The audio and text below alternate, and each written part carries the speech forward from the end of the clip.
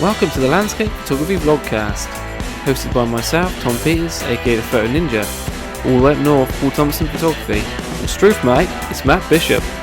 We cover all things photography and chat to some of the best photography minds in the business. Put your feet up, your kettle on, and let's jump straight into this week's Vlogcast. Proudly sponsored by Case Filters. Capture with confidence. Right, welcome to the podcast, everyone. How's everyone been? Good. Yeah, not too bad, mate. Good. Good. Cool. Beard's growing back, mate. Oh, yeah, it's going to take a while yet. God. Yeah. Still traumatised. So is everyone else.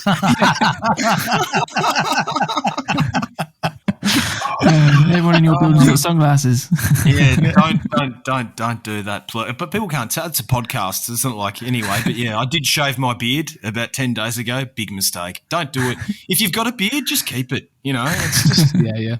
It's not worth exactly the same. It's just not worth it. Look, I thought I'd shave it off to see if I was a little bit younger, and I'm not. So I just want to grow it back again quickly. At least you guys have got hair on top of your heads. I shaved this off tonight.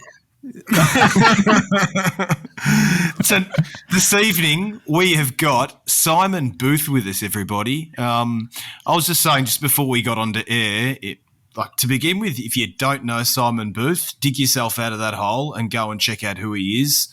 Look on his website, look on YouTube, look on Instagram, all that sort of stuff. Go and check this guy out because we want you to understand the photographer that we have with us tonight. He is an amazing photographer, and you need to be able to see his work to understand who we are talking to. And Simon, I don't compliment everyone, isn't that right, Tom? Yeah, that is true. Definitely. Yeah, you honestly don't know how honoured you are. Simon. Before we got on air, we just had a quick 2-minute conversation, and I said to Simon, I'm very nervous about tonight. This is the first time we've had someone on where I'm actually nervous because I feel like I'm I'm talking to somebody who is just beyond me when it comes to photography. And so everyone you've had before is below you, are they? Yeah, no. Careful, No. mate.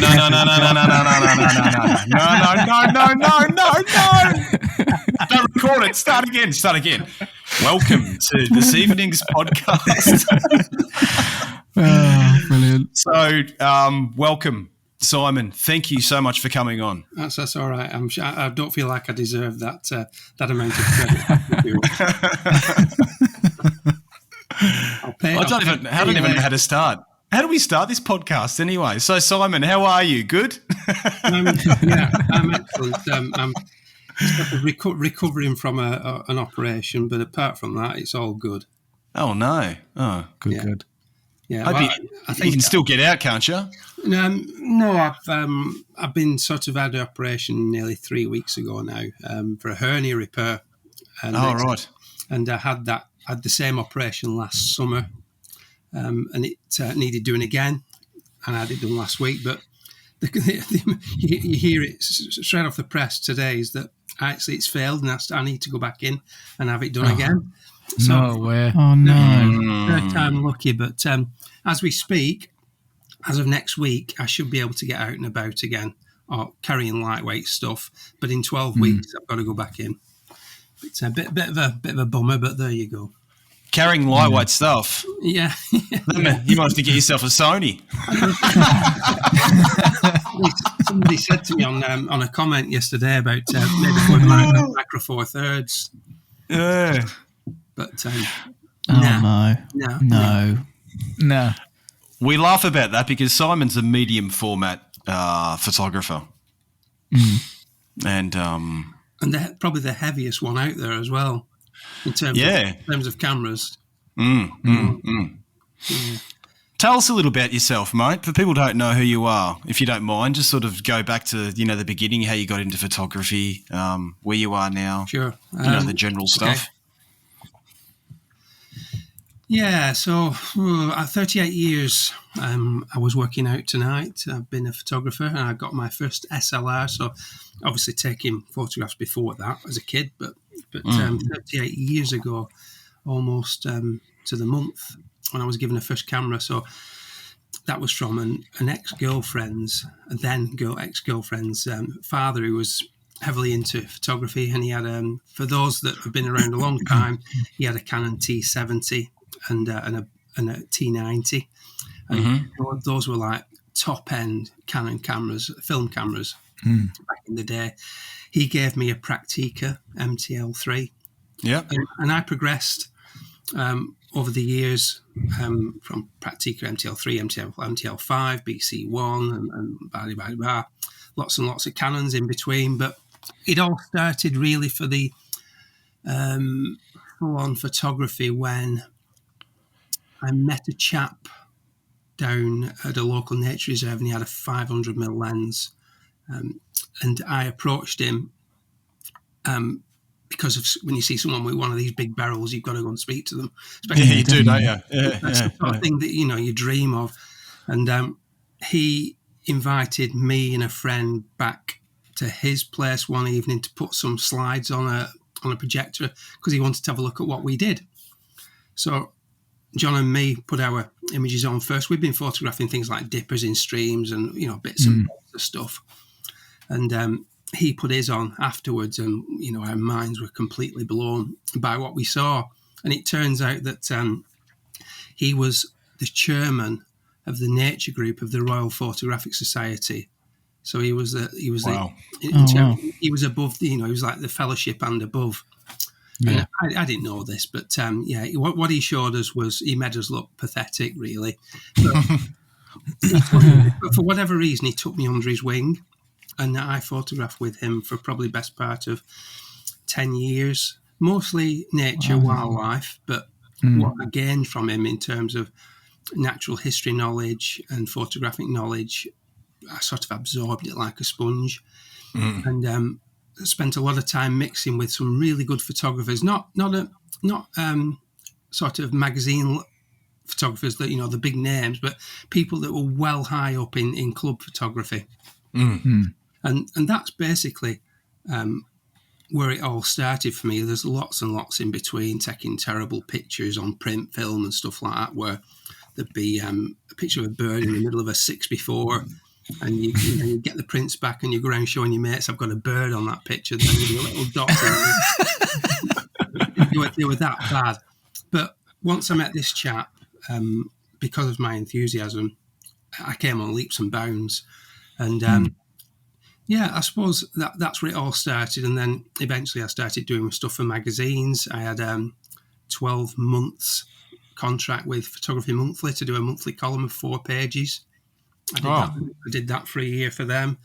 And I was always known as a nature photographer in the magazines. And you always want to be what you're not.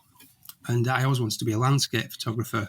So when I started the YouTube channel, I decided that I'd make a conscious effort to do more landscapes. And if you look back at the early stuff, there is some hints of my nature photography, wildlife photography past, because some of the videos still include birds and stuff.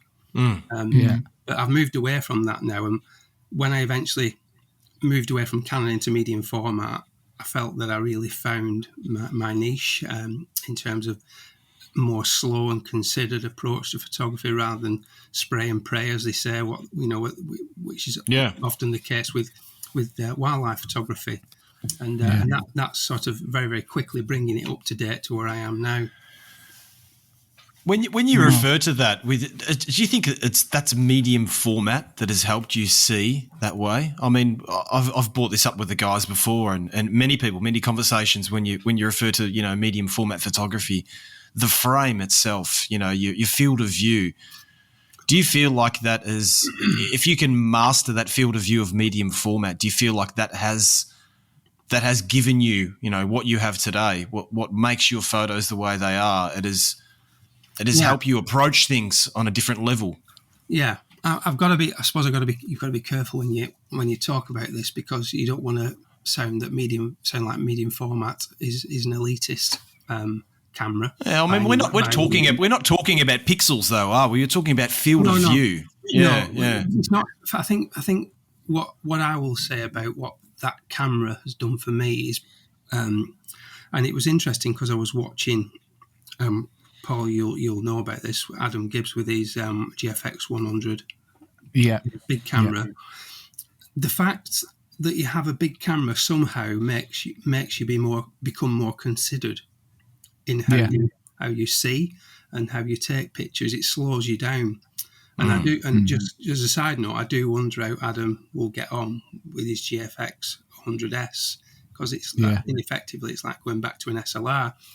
And whilst I would love to have a much lighter camera, I worry that I won't be the same photographer that I am with the big camera.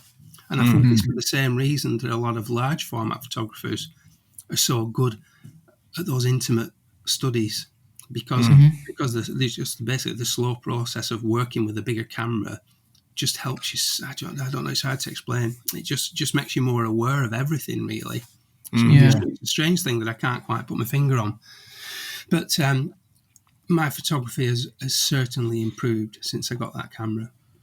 So do you think it's the camera then, or your frame of mind, the way you actually think about the shot? A bit of both, perhaps. I don't think that I just feel like I'm working with. It's like, imagine if you wanted to do some carpentry and you went to B&Q and you got a load of tools to do the woodwork, or you went and spent a lot of money. Not saying money's a thing, but you bought proper craftsman's tools to do that same job. I think you would know that you're working with something special, something different, and so the camera just feels special to work with. Even though it's an old thing by modern day standards now, it's well old. It's probably over 7 years old. Yeah, 7 years old now. Yeah, it still feels special to work with somehow, and I can't quite put my finger on it. And it's just made me a better photographer. Pentax. Sorry, did I say something? Sorry, I didn't. Slipped out. You're not helping my thoughts of switching. Simon, you probably don't know, mate, but I shoot with Pentax as well. I do. Simon's got a 645Z, and that's the camera that we're discussing at the moment. And I'm disgusting. Disgusting. No, and everyone who listens to the podcast knows I'm a mad Pentax shooter too. I've been for about 20 years, but it's actually good to have someone on the podcast who shoots with Pentax. That's good, but it's I've contemplated getting that camera, especially probably the last 6 to 12 months, even though it is, like you said, an outdated camera, but it's not. No. It might be 7 years old, but it's actually not an old camera at all. It produces wonderful results. It's a wonderful thing to use, and I can't complain at all about the images. My only complaint is the weight. That's my only really. But yeah, I'd be loath to get rid of it, and even though I'm tempted by the smaller medium formats, I'm not sure I'd get that same pleasure and feeling out of using those cameras. But I'm planning to hire one of the Fujis, because they do a deal, don't they? They do, yeah. Weekend for free, just to see how I get on. But I imagine it's not going to feel any different to working with my old DSLR. Yeah, I mean, when the one that Adam had before, I mean, it was a beast. the 100 was an absolute beast. It's a huge camera and it's a really weighty thing. So, and it's gone down, as you say, to the 100S. And although the 100S is still bigger than a full frame camera, I do get what you mean about the bigger feel of the camera. Yeah, maybe 100. Maybe put that question to him. I'll ask him. I'll send him a text later. Ask him how he feels as an individual, as a person, as a photographer, as a craftsman. How does he feel working with the little camera compared to the big camera? Oh, yeah, definitely changes, doesn't it? I think what he did was, before he actually switched, is he did the same thing. He got one in and had them both. He used them both side by side, and I think that was just to convince himself that it was still the right thing to do. And he ended up, after getting them both, he ended up still switching. So he switched to the 100S now. Yeah. I think it was more a case of weight. He was just absolutely sick of carrying the amount of weight, because obviously with all the vlogging gear and all the rest of it, it gets. Oh, it does. When you start carrying your vlogging gear, I mean, you think. I was out yesterday, which is rare because that never happens. As you guys know, I went out up into the mountains yesterday for the day, And I mean, I had the Pentax K1, which is for a full frame camera. It's still a very heavy camera. And I had the new APS-C camera with a 70 to 210 2.8, the 15 to 30 2.8, the 24 to 70 2.8, plus 2 tripods, the camera with all the vlogging gear in a little Sony camera with all the microphones and all my filter gear. So the filters for the 15 to 30, the filters for all my other lenses, plus all the gear because it was going to get cold, so the extra jackets and that sort of stuff. You're talking about 15, 16 kilos on your back and you haven't even got a bottle of water with you. Yeah. That's it, yeah. It's it is difficult, isn't it? But once you get that gear out. Sorry, Simon, let's get back to you, mate. We've been going off on a tangent. We do that quite a lot. No, we don't talk shit. We never get off on a tangent.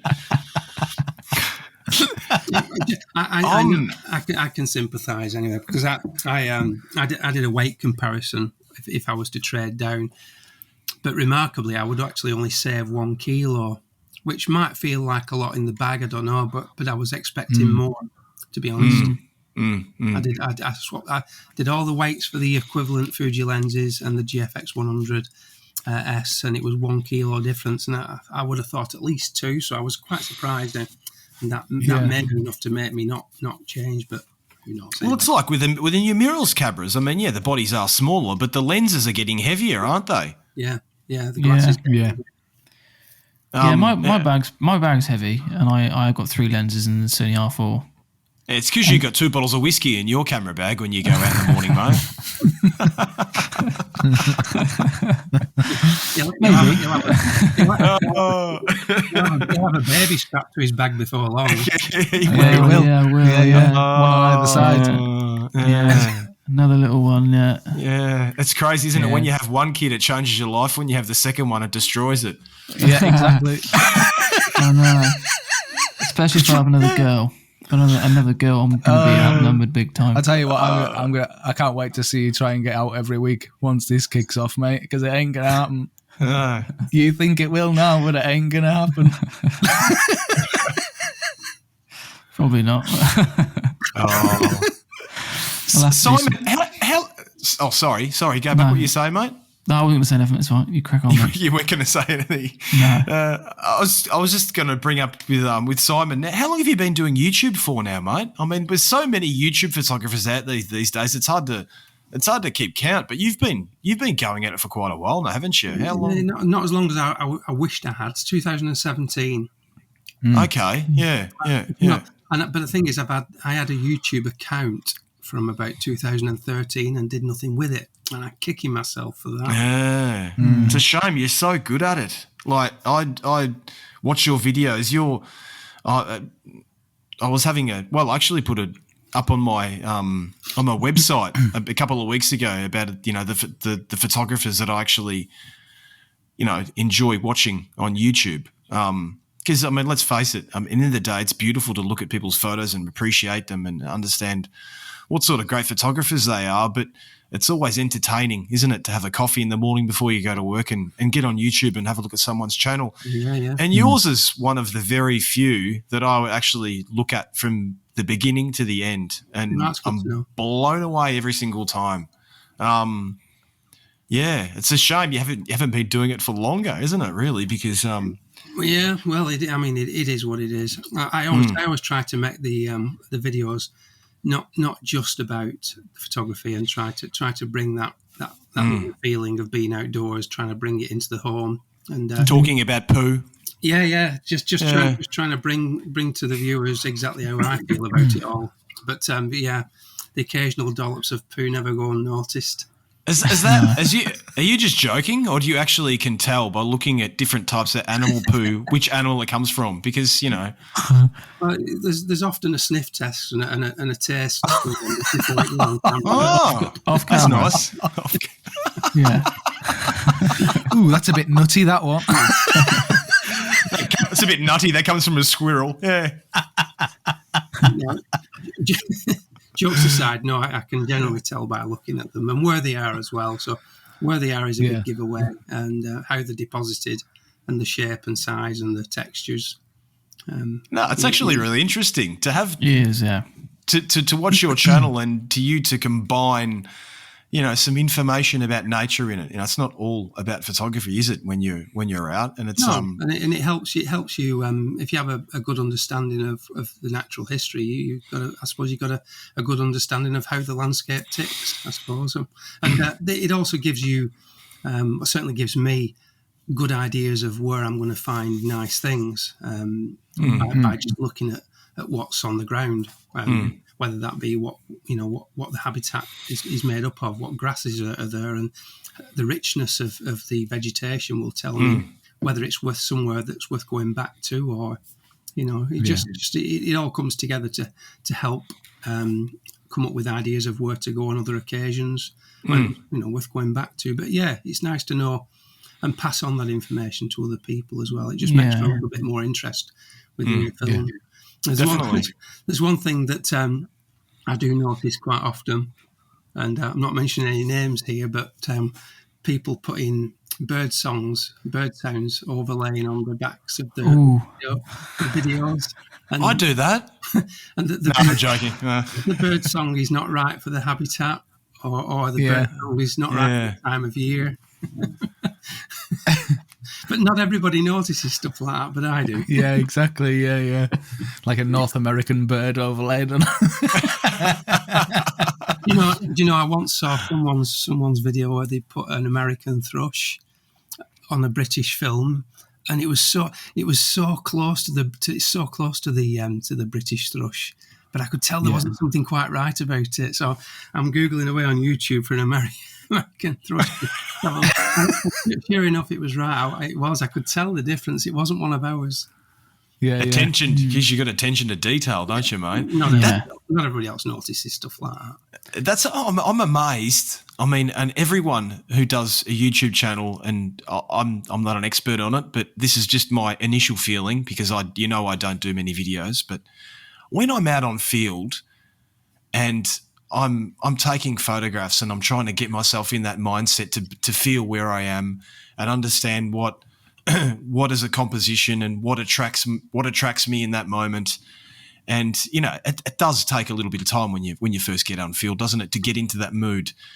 And at the same time, you've got to think about, hey, I'm doing a YouTube video too, and I've got to start recording myself and make sure that I'm giving everyone the journey of being out on that day. So you've sort of got two things to juggle at the same time. I want to know, how the hell do you do it? Because you're out there doing a video, but your eye is so finely tuned into those details that people normally don't see. Like, you go out and photograph a blade of grass that looks brilliant, but you saw that blade of grass that someone else wouldn't see. I mean, in terms of the prep, I'm sure I'm no different to anybody else. My opening spiel is normally put together in the van on the way to where I'm going. I haven't thought anything more about it up until getting in the van that morning or whenever I'm going out. So nothing's planned. I just rely completely 100% on whatever I see. And I sometimes, hand on heart, excuse me, I sometimes get a little bit nervous, a bit anxious about whether I'm going to find anything. And I know I don't put that across on the videos all the time, but I remain true to what I tell everybody else, and that is, you'll always find something if you look hard enough. And I really do believe that. And that might not include the grand landscape, but you'll always find something on the smaller scale if you're adaptable and you're happy to do that type of photography, which I am. I always go out initially with the intention of doing the bigger scenes, and but invariably I end up doing the smaller stuff if the bigger stuff doesn't present itself. So it's just whatever I see on the day. But the bigger scenes, they're easier to photograph in the sense that everybody can see the bigger scene. I mean, it's not always the case, because sometimes, the composition might change, or someone who looks for something in your immediate foreground that might help you lead you into that bigger scene. They're different techniques, and some people are gifted with that and some other. But for someone to actually look for those intimate scenes, it's not easy. And and not everyone can do it, can they? It's not like, okay, you arrive to a location that's got some iconic, I don't know, rock that's coming out of a mountain that's been shot 100 times, and you go out there and it's easy just to pull your tripod out, bang, and take it, and hopefully you get good light and the image will be nice. But for you to walk around and start finding something that attracts your attention that's more intimate, that is more difficult, isn't it? Well, I'm going to ask the other two. Do you agree with that? I'm not sure. I don't know if this is black and white. Is that?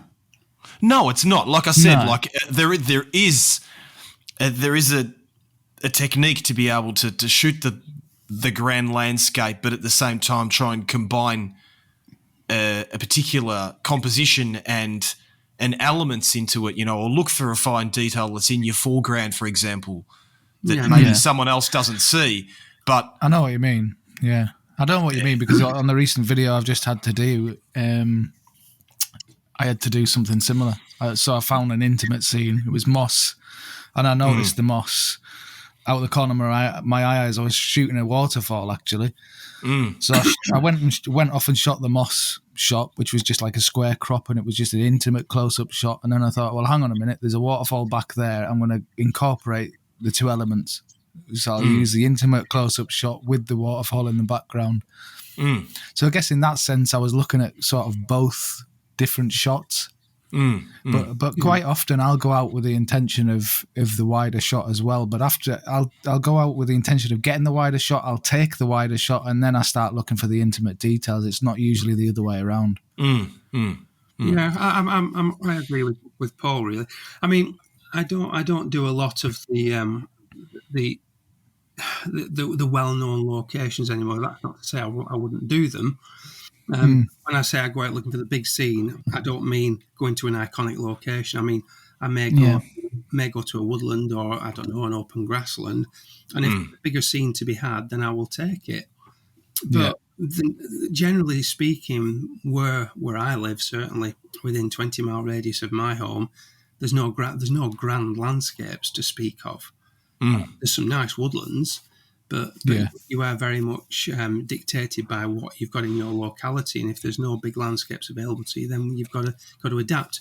So I tend to shoot more somewhere in between the two. So I'd start at not the grand landscape, but somewhere sort of in the middle, working back to the smaller scenes. But I can shoot the smaller stuff all day long, and for the YouTube channel, I'm always conscious and mindful that I can't keep shooting the same old. But the truth is that if I want to do a woodland floor, if I find a patch of woodland floor that's, I don't know, say the size of someone's front room, for example, medium-sized front room, I could spend all afternoon in that one location and probably get I don't know, half a dozen, maybe even more, really nice images. And it keep me happy for the whole afternoon. But you can't keep doing the same old. So, I mean, you could almost do a photo book on intimate forest floor scenes, and it would look beautiful. Definitely, definitely. But the key is to try and keep bringing new ideas, and that's where a lot of the very minimal focusing stuff that I've been doing of late has started to come into the fore with me. Is trying to do a bit more impressionistic, but still keeping the fundamentals of composition and light still coming together within the frame. Because it is getting harder to keep finding something that's fresh all the time. But having said that, they do seem to keep popping up, keep finding them. Definitely. Well, do you not find as well that the more intimate scenes are more yours? Because the grand landscapes is easy for somebody to go and take. Well, not easy, but you know what I mean. It's the obvious shot. Yeah. Whereas the intimate scenes might not ever be taken again because it's ever changing. So for me, it's more of a challenge. It's more unique. Yeah, absolutely. I always I sort of compare it to being like a treasure hunt. It's literally looking for treasure. When I was younger, and I've still got my machine, I used to be quite into metal detecting. And a lot of what I loved about metal, Who said that? Me too. That's Oh, me. yeah. Yeah. So much of what I loved about metal detecting has carried through to my photography. It's just searching for that, and I never The hunt. I never get bored of looking. And I never go home miserable because I haven't found anything, because I enjoy the search just as much as actually finding the image. Now, if you've ever done metal detecting, you'll know that often you come home with nothing. But Yeah. it's not the finding necessarily. It's the search that's as big a thing as anything for me. I enjoy just looking for it. It's like walking out anticipation. it's like walking out to the end of the pier, isn't it? With your fishing rod and sitting there the whole entire morning and coming home with nothing.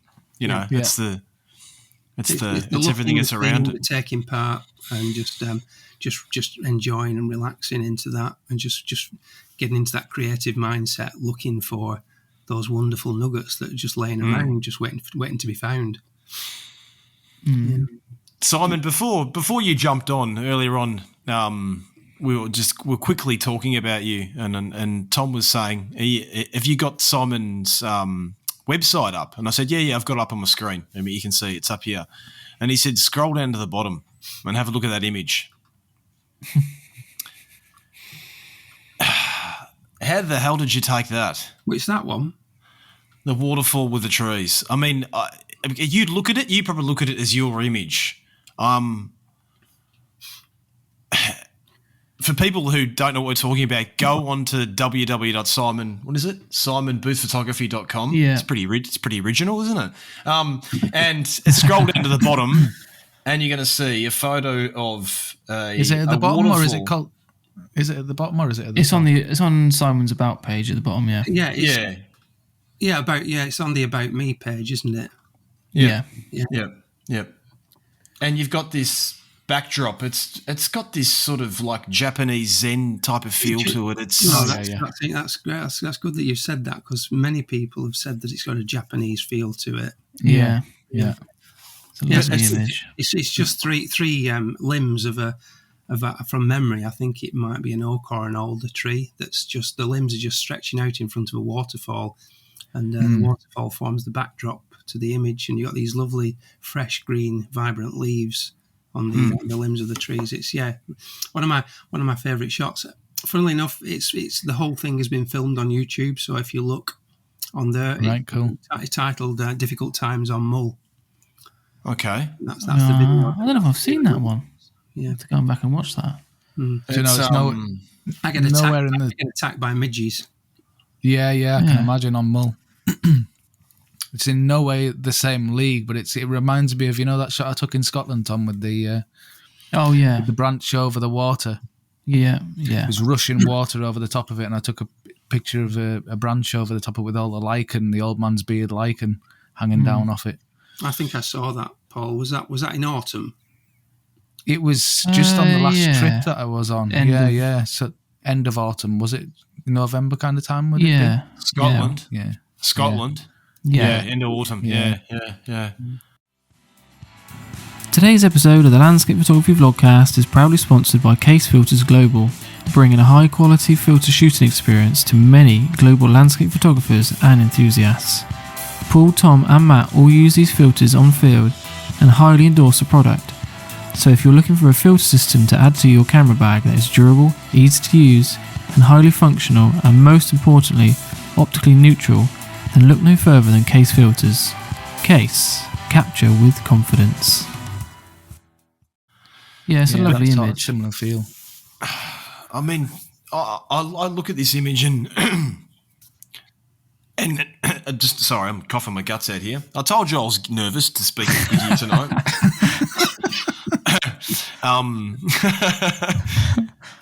Your images have got, this is just an example of so much of your imagery. You've got this amazing balance. It's almost looks like it's fake, but it's not, because if you get onto your YouTube channel, actually see that is not the case. That is actually how it was.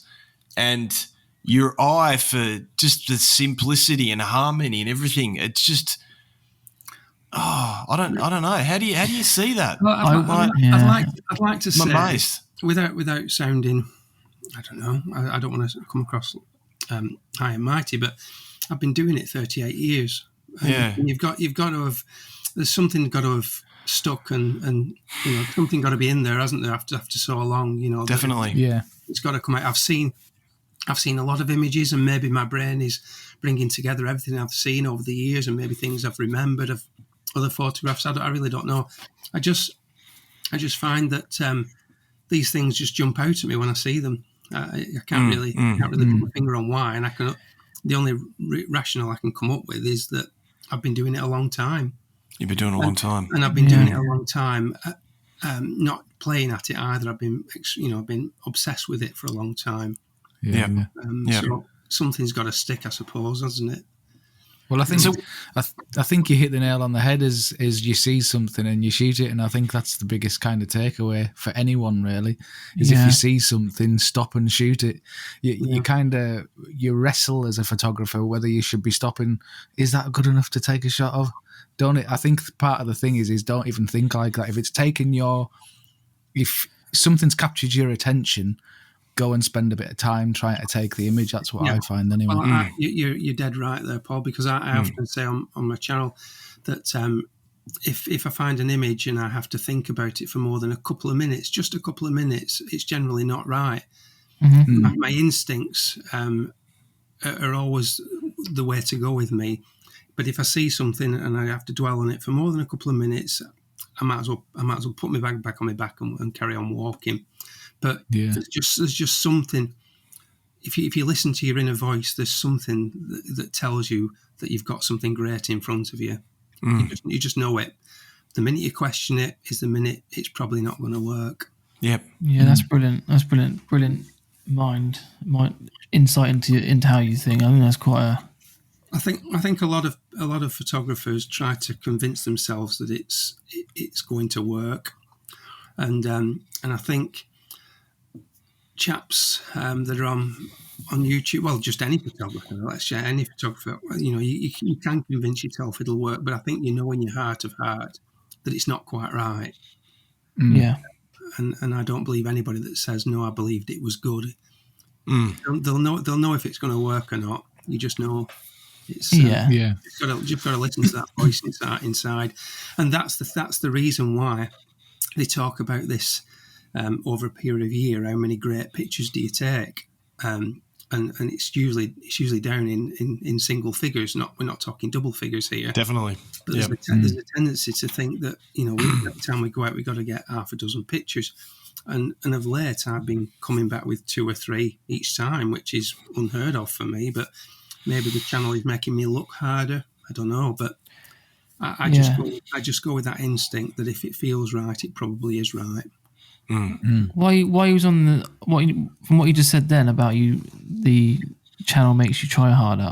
People always ask me, is it a hindrance, and do you think your photography suffers from doing YouTube? And I always say I don't think it does. I think if anything, it helps me. Does make me try hard. Yes, it's hard to try and come up with ideas, and you do get a bit of pressure, but I do believe that it has helped me. How would you say? What's your thoughts on that? Would you say that it's helped or hindered you? I would say that it's helped me. Definitely helped me because I try harder. I don't give up as easy. Yeah. But, I think had I been starting photography and videography at the same time, it would have been a nightmare. Yeah. I think I've only been able to do it personally because I've been doing photography so long, I don't really have to think about it anymore. It's second nature. Yeah, definitely. I'm able to concentrate on the video. I know me for sure. Had I been doing the 2 side by side right from the start, I'd have made a hash of it. But even now, as you'll know yourself, if you're doing a dawn shoot and you've got somewhere you need to be because you've found it previously and you want to film it, let's just say you've got the conditions right, such as fog. You've got to do those sequencing leading up to it, and you're thinking, cracky, every time I'm taking these sequences, they're all building the story, but my shot might be disappeared by the time I get there. Yeah, definitely. That's always a stress. Yeah. But in invariably get to where I need to be, and I'm roasting. I'm sweating. We're trying to create the story first to lead into the important. Yeah. I mean, touch wood. As of yet, I've never got to where I needed to be, and it's just gone. That's never happened. Yeah. The conditions have remained. So, but yeah, I would say YouTube has helped me become a better photographer towards the end. Yeah. It's interesting I to hear. think, Yeah. I think too. I mean, I look at it on another outside of photography, for example.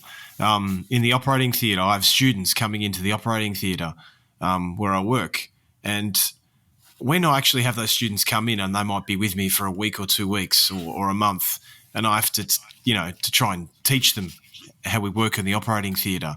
I actually find after I've done that, I've like revised myself every time, and actually feel like I've become better in that area because I've gone back over it so many times with other people. And I think YouTube's similar to that because you're actually going back over things all the time, constantly. You're explaining your technique to people, and you obviously don't want to say the wrong thing, do you, on camera? If you're going to talk about f-stop, you want to make sure that what you're talking about f-stop is correct.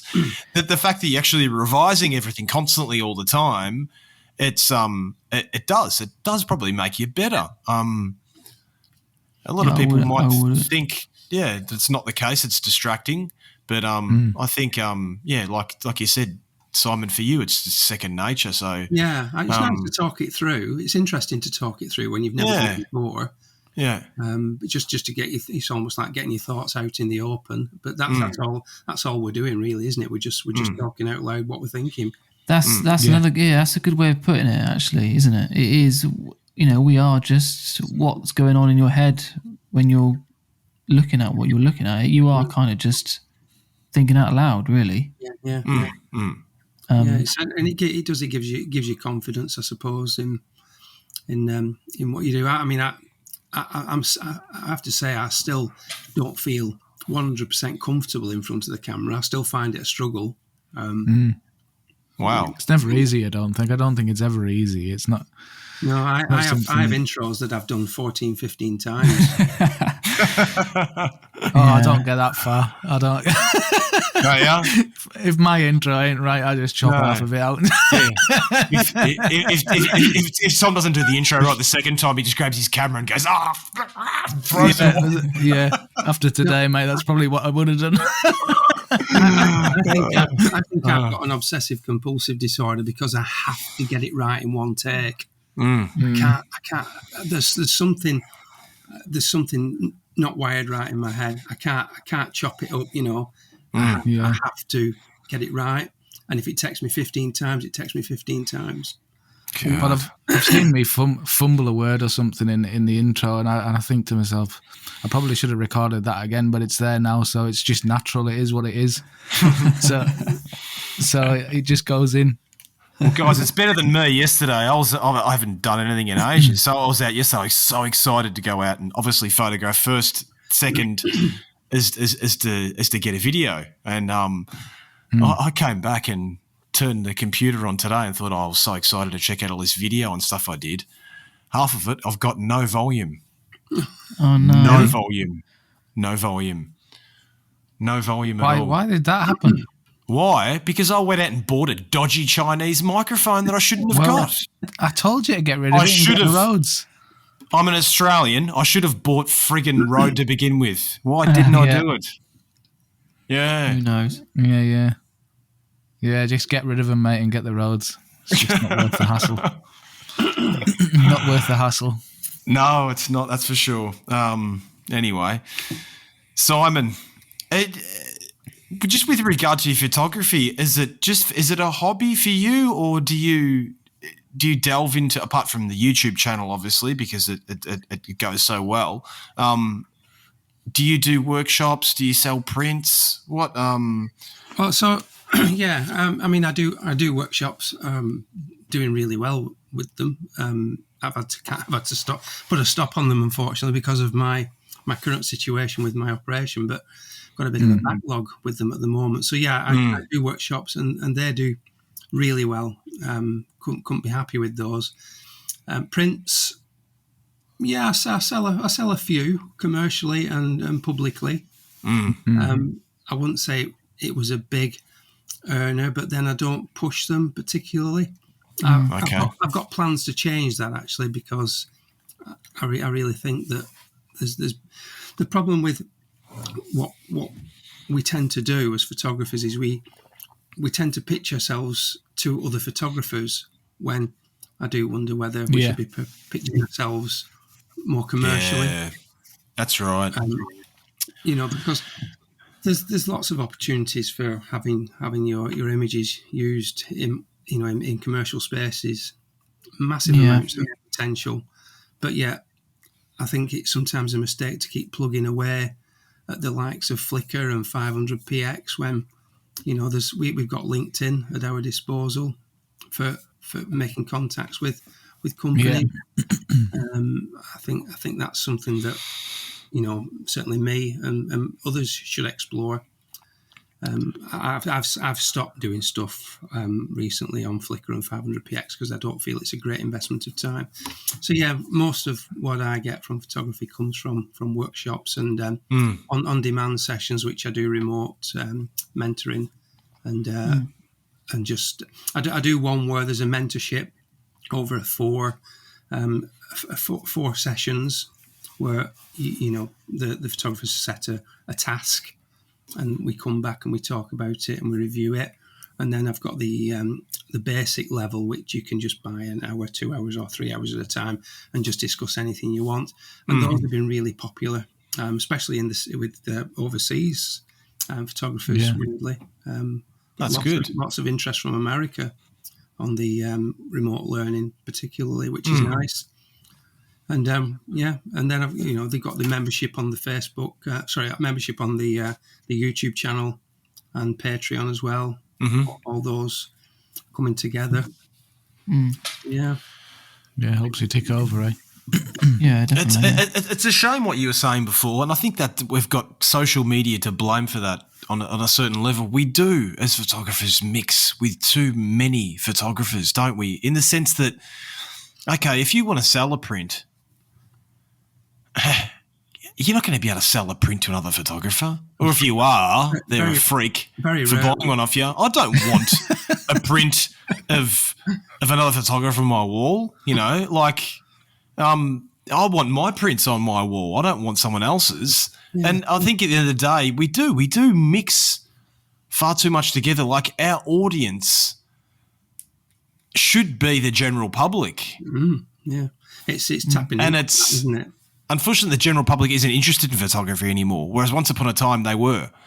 Once upon a time, someone would happily buy a print of, a lovely, nature scene and have it on their wall, a big panel on their wall. It was beautiful. People don't have that appreciation for photography as much anymore because, hey, I'll just get my iPhone and take a photo and be done with it, Yeah, I think the main problem there lies in not being for us as photographers, not being able to get our work under those noses, those people. Noses. Yeah, it's the right people, isn't it? We have no problems getting our work in front of other photographers. The real conundrum is how do you get it in front of the general public? And I know in America they're very big on art fairs, and some photographers do really well and make good livings from art fairs. And I know, Tom, you did an art fair recently, but I don't think they're quite on the same scale that they have in America. They're a really big thing. Yeah, they are. But they are. Certainly, if you look at getting a booth at, say, the photography show, you're going to need a bank loan. It's just ridiculously expensive. Yeah. But then again, you're only pitching to other photographers, so again, it's a difficult one. But I just do feel that if we want to make a business out of photography, we've got to stop necessarily spending too much time on places like, I'll probably get my knuckles right for saying it, but places like... No, you won't. Don't worry. You've got me to do that. I'd make an arse out of myself on every single podcast, so don't worry about it. The likes of Flickr are great for showcasing your work to other photographers, but I'm not sure if it's a good investment of time if your primary concern is making a business out of your photography. Yeah. Yeah. This is the difficulty, isn't it? Is knowing where to pitch it. This is part of the problem. I mean, you kind of think to yourself, likes of the photography shows, not the greatest, but something like the home living show or something like that might be the place to do it. Yeah, or there's an annual shows where hoteliers go to. Mm-hmm. Yeah. You've got some, beautiful foyers in big London hotels where these things can go. I think that's the key where you should if you shoot locally and pitch locally, that is helpful. I mean, I don't know photographers that they shoot very, very local and they sell to local magazines. They they get work through real estate companies. If you do stick local, I think your audience is there, isn't it? But you've sort of got to pitch locally. You need to know who to speak to. But local people. If you're taking images that are local, then the local people have a connection to some of the images that you might take, which then is like an incentive for them to buy. You know what I mean? Like, well, it is if it's recognisable, I guess. Yeah, exactly. I suppose if it depends on the type of photography you do, I guess. Because if you're doing I don't know if you're doing more like intimate scenes and stuff like that, I don't think it matters as much where it's taken. That's what I was just going to go on to say, Paul. Is that shooting local for local people is great, but you're vastly reducing the amount of scope you've got for selling your work. Yeah, I would rather have shots like, for example, the one that's behind you there, Matt, on which could sell anywhere to anyone, anywhere in the world. Yeah, because it's not specific. Yeah, for sure. Yeah, definitely. And to have a portfolio of that type of work is definitely more saleable than you. I mean, if you live in the Lake District, of course you could shoot all the Lake Districts. You're never going to run out there, are you? But for example, where I live in Lancashire, it's definitely limited. Your scope for sales are definitely limited to a much smaller audience. But intimate scenes can sell anywhere in any retail store. IKEA, places like that, John Lewis. All those sort of places potentially are good outlets for photographers. It's just getting through the door. Yeah, definitely. Yeah. So have you got any workshops coming up, mate, that people might want to be interested to find out about, or? Well, they're all updated on my website as and when they come available. Like I said before, at the moment I've had to put a stop to all of them until such time I know exactly when I can get back on my feet properly. The ones that I've got are all full at the moment, and they're all taking place in March and April. Okay. Currently, there's nothing booked in after that time. All right. It's because I don't know when I can open them up. So not an easy one to answer at the minute, that. But, no, I'll tell you what, if you get a workshop sorted out with Joe Cornish, I'm over. All right. No, seriously, and I'm not joking. I wouldn't go on a workshop anymore. I mean, but if I had to say, if I would actually go on a workshop to learn of somebody to understand their mindset, you'd be one, and Joe Cornish should be the other. Yeah, Joe's. I mean, I don't know Joe Cornish personally, but he's somebody that's he's been around as long as I've been around in photography, and certainly, back in the day, he was the one to look up to, with with the large format cameras that he was using, and working on Cibachromes, transparencies, printing onto Cibachromes. Utmost respect. For anyone that can make great images with those constraints, it's. He's got a very inquisitive mind when it comes to creativity, and I think he's the. How could you describe it? He's the philosopher of landscape photography, isn't he? I suppose he just the poet, the philosopher. His whole mindset, he could just talk about something and just make everything makes sense. The way he incredible. He articulates it very well. He does, yeah, definitely. Oh, well, anyone, everyone get up onto Simon's website and check out his workshops that'll be coming up, because I guarantee if you go on a workshop with this bloke, you definitely come away with something, for sure. Definitely. Thank you. There's lots of people out there doing workshops, but there's there's not too many out there in my opinion. When you get to a certain level in photography that you can still actually learn off, and I think Simon's one of them. So anyway, mate, I've made your head way too big tonight. I'll stop now. I was just going to go on to that, and just to say that the workshops that I run go beyond teaching photography basics. It really isn't about how well you know your camera or the settings. I really put a lot more emphasis on learning to see. To see photographs rather than what settings we need to use and how a tripod works. It's very, very much not about that, but all abilities are still more than welcome to come on workshops from beginners to seasoned experts, but it really is about the mindset and being able to see that I focus a lot more attention on. Yeah, I think even from a beginner point of view, though, that's probably more important than learning all the all how your camera works and all the rest of it. You could do that at any point. It's pointless knowing all that if you don't actually know what you want to take an image of in the first place. I don't think. No, definitely. Well, that's rubbing off on you, Tom. Anyway, isn't it? That way of looking at things.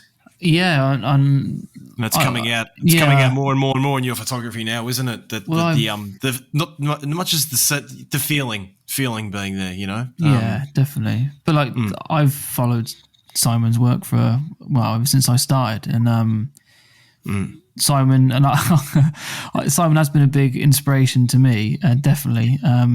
Birdsong minus the bird song noises, and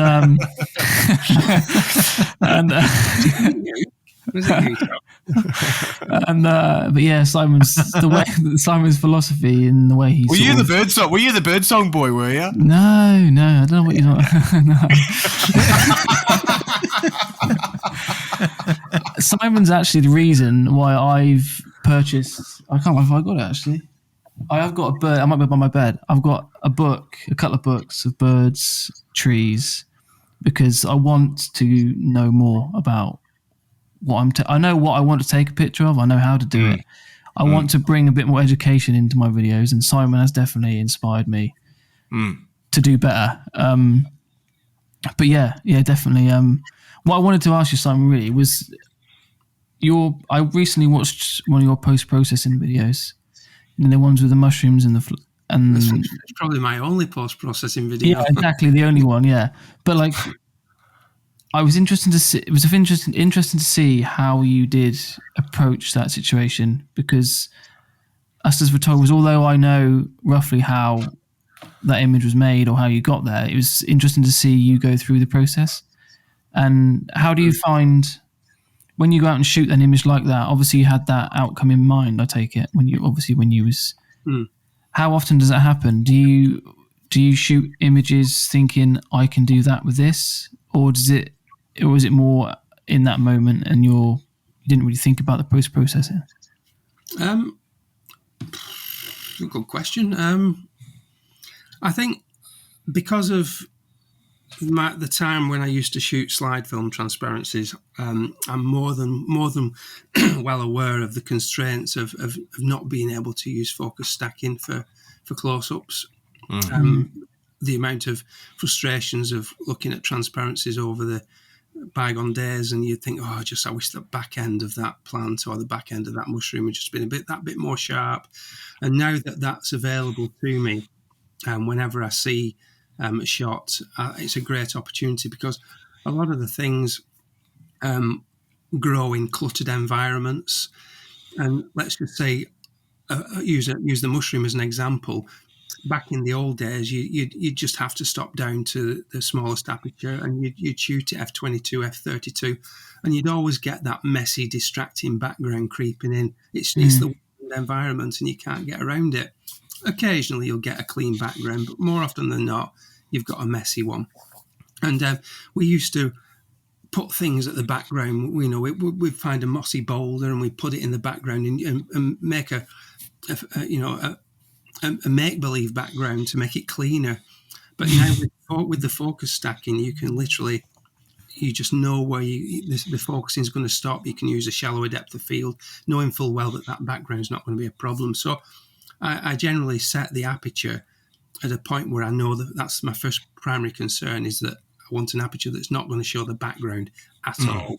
And that's the one that I work with all the way through. But to find that out, I focus the camera on the furthest point first, take a test shot just to check what the background is going to be like at the end point of the stack. Yeah. And I select my aperture based on that. And if it comes out that I need 6.7, for example, to get the background soft, well, I'll put a lot more images in the stack to make sure I get it.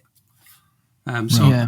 I am thinking about the end result and how it's going to be managed on the computer when I get it back. But yeah, it's not something I put a huge amount of thought into, because I think, having worked in transparencies back in the day, I know the constraints of not being able to use focus stacking. So it's just become a great tool to just take advantage of these awkward situations.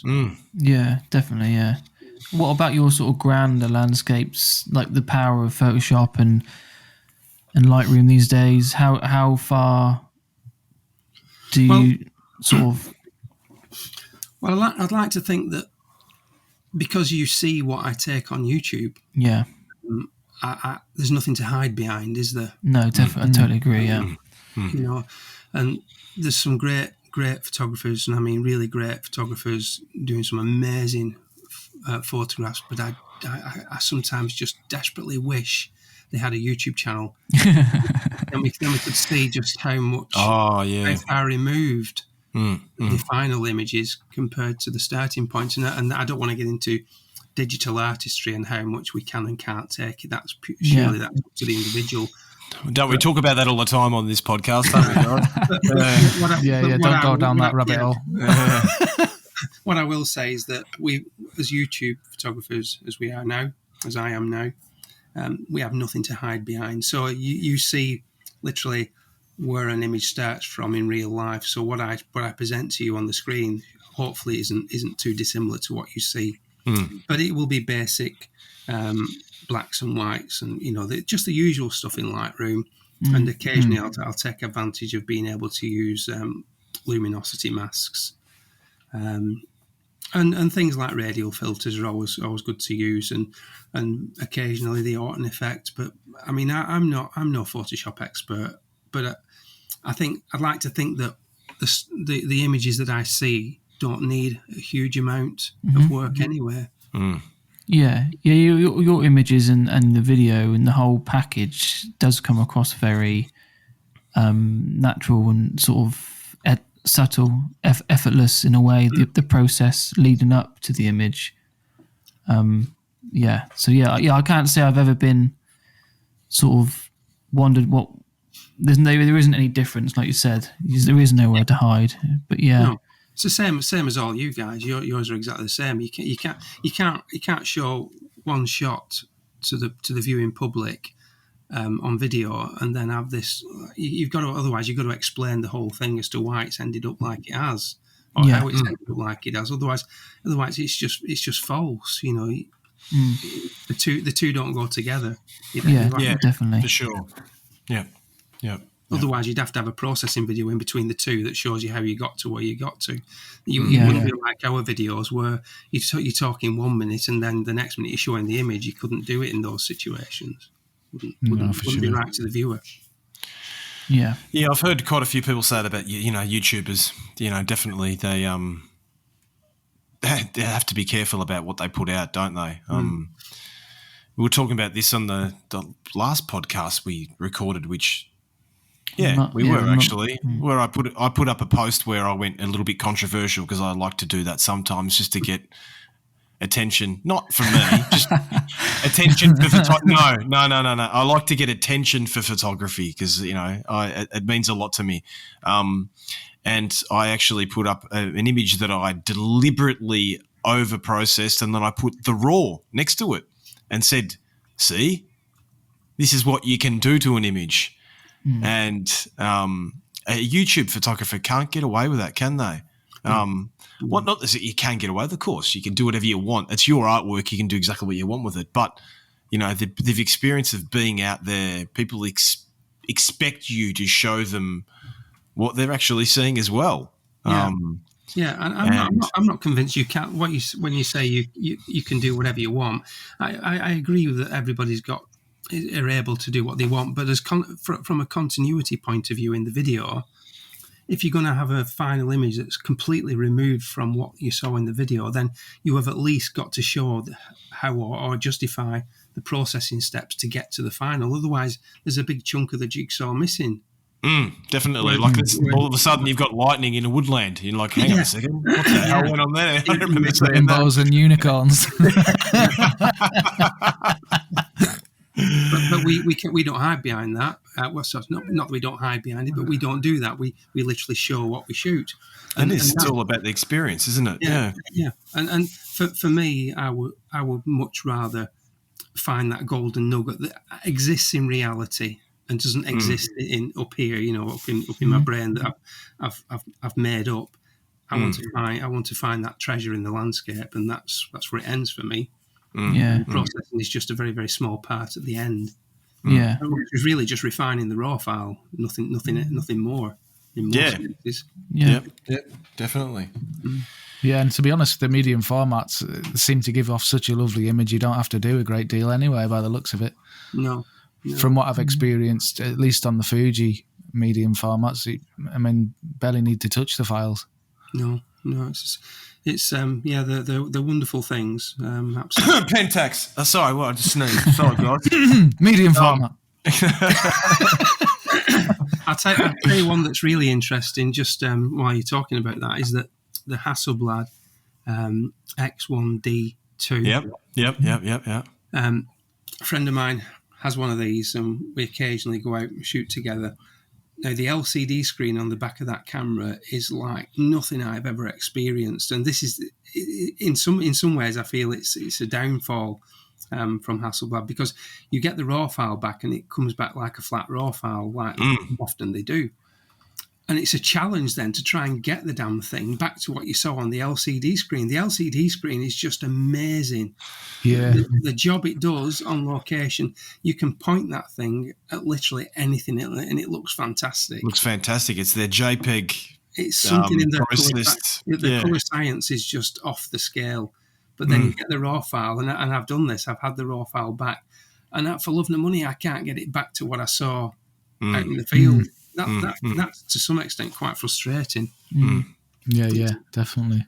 Where do you see Pentax going, mate? I mean, sorry to go back to it, but it's. I mean, we've got you on here tonight, and we do have a lot of Pentax listeners on the podcast, and I'm sure.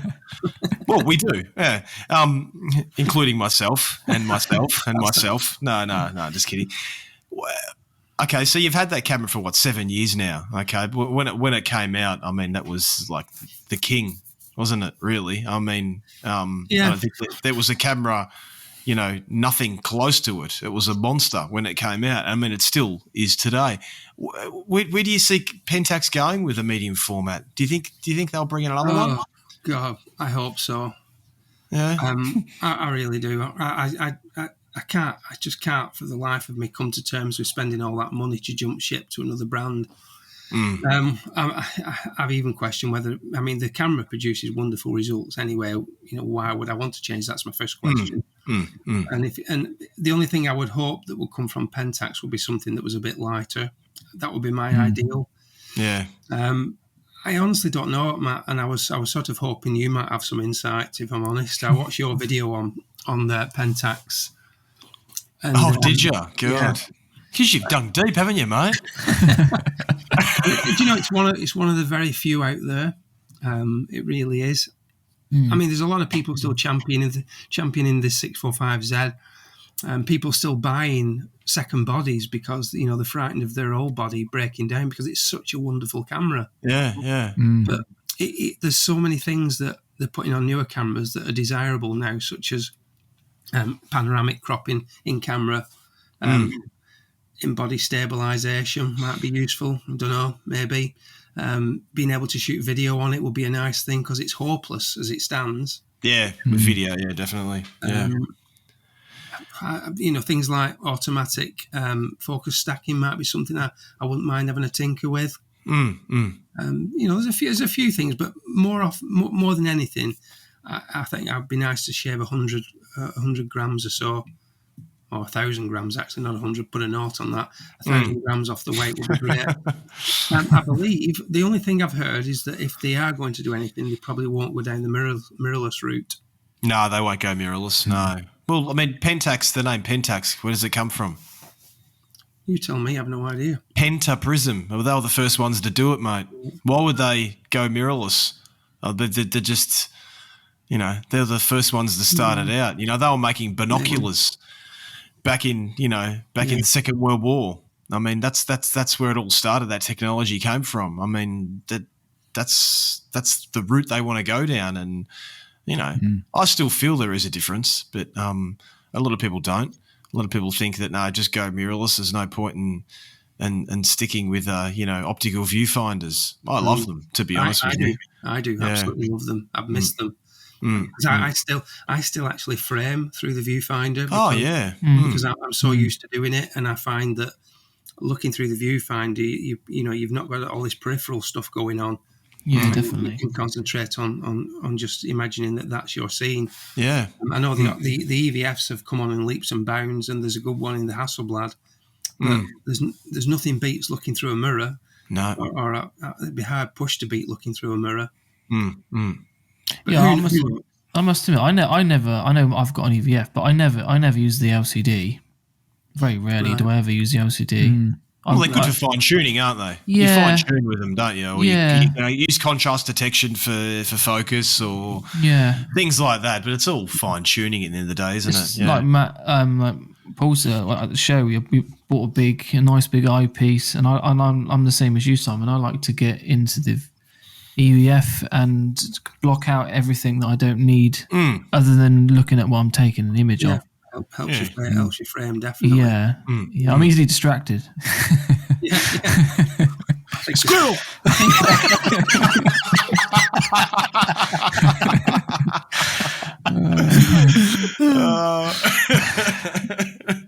Just as well we're not taking landscapes, we've got naked women running all around us. Yeah, that'd be the end of it, wouldn't it? I'd be ruined.